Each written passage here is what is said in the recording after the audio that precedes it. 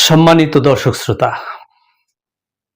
বাংলাদেশ স্বাধীন সার্বভৌম দেশ হওয়া সত্ত্বেও বারবার হোঁচট খাচ্ছে বাংলাদেশ। তার স্বাধীনতা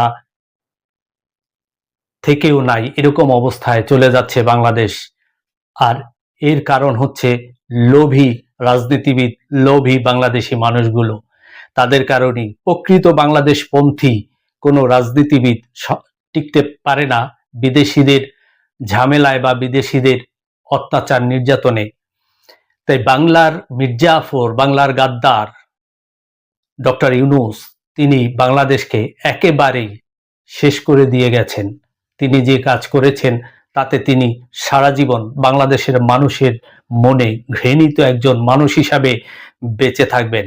ডক্টর মোহাম্মদ ইউনূস তিনি দাসখত দিয়ে গেছেন অন্য দেশের হাতে বাংলাদেশকে, আর তার যন্ত্রণা সহ্য করতে হবে সারাটা জীবন বাংলাদেশের মানুষকে। ডক্টর মোহাম্মদ ইউনূস যে চুক্তি করে গেছেন বিদেশিদের সাথে নির্বাচনের 2 দিন আগে, এটা বাংলাদেশের জন্য এক বিশাল অ্যাটম বোম বাস্ট করলে যেরকম হয় সেই রকম আমার বাংলাদেশের জন্য, বাংলাদেশের জনগণের জন্য। ছোট্ট একটি দেশ বাংলাদেশ, জনসংখ্যা প্রায় 20 কোটি, ছোট্ট অর্থনীতির দেশ বাংলাদেশ, যে দেশের রপ্তানি খুব বেশি কিছু হয় না, শুধু আমদানি করতে হয় সবকিছুই। শুধুমাত্র প্রবাসীদের উপরে টিকে আছে এই বাংলাদেশ আর গার্মেন্টস সেক্টরের উপরে, এছাড়া বাংলাদেশের আর কোনো কিছু নেই। সেই দেশটার উপরে যে বোঝা দিয়ে গেল ডক্টর মোহাম্মদ ইউনূস, সেটা আজীবনের জন্য বাংলাদেশের মানুষ ঘৃণাভরে মনে করবেন। আর এজন্য দায়ী হচ্ছে শেখ হাসিনা, এই স্বৈরাচারিণী, এই স্বৈরাচার শেখ হাসিনা, যার জনসমর্থন নাই। অন্য দেশের সমর্থন নিয়ে তাকে ক্ষমতায় থাকতে হবে, ক্ষমতায় টিকে থাকতে হবে, যার কারণে তিনি অবাধ সুষ্ঠু নিরপেক্ষ নির্বাচন দেয় নাই কখনো। তিনি যদি অবাধ সুষ্ঠু নিরপেক্ষ নির্বাচন দিতেন, জনগণ যাকে ভালো লাগতো তাকে ভোট দিয়ে ক্ষমতায় নিত, তাহলে তৃতীয় কোনো দেশের বাংলাদেশের উপর নাক গলানের আর কোনো সুযোগ থাকতো না। পার্শ্ববর্তী দেশ সেও এসে বাংলাদেশের স্বাধীনতার উপর হাত দিতে পারতো না। এখন ডক্টর ইউনূস যেটা করেছেন সেটাও তিনি করতে পারতেন না। প্রকৃত বাংলাদেশের ভোটে নির্বাচিত হয়ে যে আসতেন, সেই রাষ্ট্র পরিচালনার দায়িত্ব থাকতো, জনগণই সেটা নির্ধারণ করতেন। আর শেখ হাসিনা সেই কাজ না করার কারণেই তৃতীয় দেশ বাংলাদেশের ভিতর ঢুকিয়ে ডক্টর ইউনূসকে ক্ষমতায় বসিয়ে যা করে গেল, সেটা বাংলাদেশের জন্য খুবই দুর্বিষহ। একটি গোলামি চুক্তি করে গেছে ডক্টর মোহাম্মদ ইউনূস আমেরিকার সাথে। সেই ভয়াবহ গোলামি চুক্তি, সে গোলামি চুক্তিতে কি কি আছে আপনাদেরকে একটু আগে পড়ে শোনাই। গোলামি চুক্তির প্রথমেই যেটা আছে, বাংলাদেশকে যুক্তরাষ্ট্র থেকে 14টি বোয়িং বিমান কিনতে হবে। এখন বাংলাদেশ অন্য কোনো বিমান আর কিনতে পারবে না, বোয়িং কিনতে হবে আমেরিকার কাছ থেকে অনেক দাম দিয়ে। যে বিমানের দাম যদি অনেক হয়, তাহলে তার পার্টসের দামও অনেক হবে, পার্টসগুলো ওই দেশ থেকে আনতে হবে। এবং বাংলাদেশের বিমান লাগুক বা না লাগুক, কারণ বিমান লাগবে কখন, যখন নতুন নতুন রুটের সৃষ্টি হবে। তো নতুন নতুন রুটে তো আর সৃষ্টি হচ্ছে না। অনেক সময় দেখা যায় বাংলাদেশে বিমানই পড়ে থাকে, সিট খালি আসে এক দেশ থেকে আরেক দেশে, যেগুলো আছে সেগুলোই ব্যবহার করা হচ্ছে না। তারপরও তিনি চুক্তি করে গেছেন যে আরো 14টি বিমান, প্রতি বছর একটি করে বিমান কিনতে হবে বোয়িং। কি যন্ত্রণা দিয়ে গেল! বা এয়ারবাস কিনতে পারবে না ফ্রান্স থেকে, বা অন্য কোনো দেশ থেকে কোনো বিমান কিনতে পারবে না। তো এখন দ্বিতীয় চুক্তি হলো 15 বছরে $1500 কোটি জ্বালানি কিনতে হবে। $1500 কোটি জ্বালানি কিনতে হবে 15 বছরে।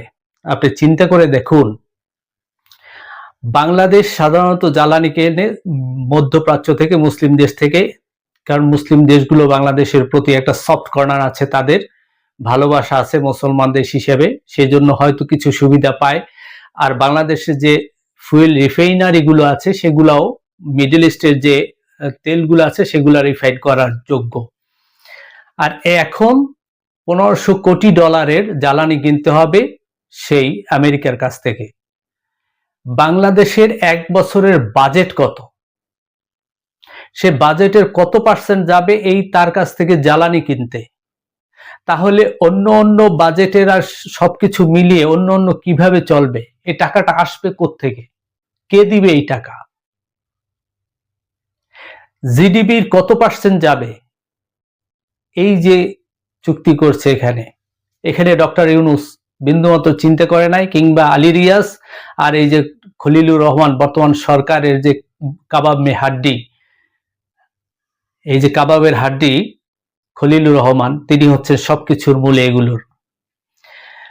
দ্বিতীয় যে চুক্তি করছে, প্রতি বছর $350 কোটি কৃষি পণ্য কিনতে হবে। আপনারা চিন্তা করেন যে বাংলাদেশে আলু চাষ হয়, সিজনে সে আলু বিক্রি করতে পারে না কৃষকরা, পেঁয়াজ কৃষকরা বিক্রি করতে পারে না, একবারে সস্তায় দিয়েও তাদের সেই কৃষি মূল্য সেটা উঠে আসে না, তারা রাস্তায় ঢেলে দেয়, ফেলে দেয়, নদীতে ফেলে দেয়। আমরা জানি এরকমের অনেক ভিডিও বা ছবি আমরা দেখি। আর সেখানে আমেরিকা, যার আমেরিকার $1 বাংলাদেশের প্রায় 120 থেকে 25 টাকা, কখনো এর চেয়ে বেশিও হয়। তো 120 গুণ বেশি টাকা দিয়ে সেই পণ্য এনে বাংলাদেশে বিক্রি করতে পারবে? বাংলাদেশে কে কিনবে এই পণ্য? কারা কিনবে? সে কেনা সম্ভব? এটা কি করবে এই পণ্য এনে? কিন্তু চুক্তি হয়ে গেছে, আনতে তো হবেই, কোনো উপায় নাই। তারপরে সামরিক সরঞ্জাম ক্রয় বৃদ্ধি করতে হবে, আমেরিকা থেকে সামরিক সরঞ্জাম কিনতে হবে। এখন আমেরিকার সবকিছু যে দাম, আমি যেটা আগেই বলেছি যে আমেরিকার $1 বাংলাদেশের প্রায় 120 থেকে 25 টাকা, তারও উপরে। সেই এত টাকা দিয়ে তাদের সামরিক সরঞ্জাম কিনতে হবে বাধ্য করে গেলেন ডক্টর ইউনূস। অথচ চীনের যে সামরিক সরঞ্জাম বা অন্যান্য দেশ থেকে আরো কম দামে বাংলাদেশ ইচ্ছে করলে কিনতে পারত, সেটা আর এখন কিনতে পারবে না, সেই অবস্থা নেই। তারপরে আরো আছে, কিছু নির্দিষ্ট দেশ থেকে সামরিক ক্রয় সীমিত করতে হবে। অর্থাৎ এখানে স্পষ্ট করে দিলেন যে চীন থেকে কিংবা ভারত থেকে বা অন্য কোনো দেশ থেকে, যেহেতু চীনকে শত্রু মনে করে আমেরিকা, তাই চীন থেকে আর কোনো সামরিক সরঞ্জাম কেনা যাবে না, শুধু আমেরিকা থেকেই কিনতে হবে। বুঝেন এখন যে কোন অবস্থায় রেখে গেছে ডক্টর ইউনূস। এরপরে যেটা আছে, বিদেশের কাছ থেকে কোনো কিছু কেনা যাবে না, অর্থাৎ ভিন দেশের কাছ থেকে, অন্য কোনো দেশ থেকে কোনো কিছু কেনা যাবে না। কোথাও কোনো কিছু কিনতে হলে আমেরিকার কাছ থেকে পারমিশন নিয়ে কিনতে হবে। একটি স্বাধীন সার্বভৌম দেশ, সেই দেশ কোথা থেকে কি কিনবে, সেই দেশে একটা নির্বাচিত সরকার থাকবে, সেই সরকার কোন দেশের সাথে কি করবে, কি কিনবে, তা আমেরিকার কাছ থেকে পারমিশন নিয়ে কিনতে হবে, নয় কিনতে পারবে না। এখন মনে করেন যে ডক্টর ইউনূস কোন জায়গায় রেখে গেছে দেশটাকে, আর এজন্য দায়ী শেখ হাসিনা।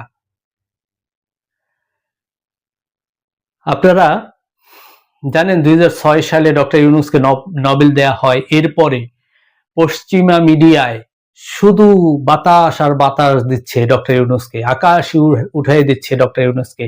এর সমস্ত কিছুর মূলে ছিল এই কাহিনী, ডক্টর ইউনূসকে ক্ষমতায় বসিয়ে তাদের যেটা হাসিল করার তারা সেটা হাসিল করে যাবে। এই চুক্তি তো প্রকাশ পেয়েছে, এর গোপনে আরো কি কি চুক্তি আছে সেগুলো কিন্তু এখনো আমরা জানি না আর কি কি চুক্তি আছে। এই যে ডক্টর ইউনূস এখন চলে গেল ক্ষমতা থেকে, এখন পশ্চিমা মিডিয়ায় সেই আগের মতো প্রচার হবে কিনা সেইটা দেখার বিষয়। তাকে যে ফুলিয়ে ফাঁপিয়ে আকাশে উঠাই দেওয়া হয়েছিল ডক্টর ইউনূসকে, এগুলো আমি আমার আগের ভিডিওতেও বলেছি যে ডক্টর ইউনূসকে এরকম ভাবে উপরে উঠিয়ে দেওয়ার কারণটাই হচ্ছে যে তাকে ক্ষমতায় বসিয়ে তাদের যা নেওয়ার সেটা তারা নিয়ে যাবে, তাদের স্বার্থ তারা হাসিল করবে। এই কারণেই, কারণ বিএনপি কখনো তাদের এই স্বার্থে রাজি হয় নাই, স্বার্থ দিতে রাজি হয় নাই। আওয়ামী লীগ আমেরিকাকে স্বার্থ দিতে রাজি হয় নাই, কিন্তু সবকিছু ভারতকে দিয়ে দিয়েছে। আর বিএনপি কাউকেই দিতে রাজি হয় নাই, যার কারণে এই 16টা বছর পার্শ্ববর্তী দেশের নির্যাতন, আমার দেশের নির্যাতন, দুই দেশের রাষ্ট্রীয় শক্তি, দুই দেশের প্রধানমন্ত্রী এক হয়ে বিএনপিকে ধ্বংস করার জন্য সর্বোচ্চ চেষ্টা করছে। কারণ বিএনপি প্রকৃত দেশপ্রেমিক, দেশের কথা চিন্তা করে। আর যে পুরা দেশপ্রেমিক হবে তার উপরই আসে অনেক রকম নির্যাতন, সেইটাই সহ্য করছে বিএনপি। আর সেই জন্যই এই 16 বছর বিএনপিকে ধ্বংসের জন্য যথেষ্ট চেষ্টা হয়েছে।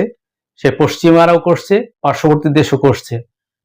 কিন্তু ডক্টর ইউনূস, জামাত ইসলাম, এনসিপির কাঁধে ভর দিয়ে তিনি এই যে কাজটা করে গেলেন, তিনি সারা জীবনের জন্য মানুষের কাছে গাদ্দার হয়ে থাকবেন, মির্জাফর হয়ে থাকবেন। আপনারা সবাই আমার দেশি আমার মা এই ইউটিউব চ্যানেল এবং ফেসবুক পেজটাকে, ইউটিউব চ্যানেলটাকে বেল সহ সাবস্ক্রাইব করবেন প্লিজ, এবং ফেসবুক পেজটাকে ফলো করে আমার সাথে থাকবেন, অনুরোধ রইল আপনাদের প্রতি। ধন্যবাদ সবাইকে। আসসালামু আলাইকুম ওয়া রাহমাতুল্লাহি ওয়া বারাকাতুহু।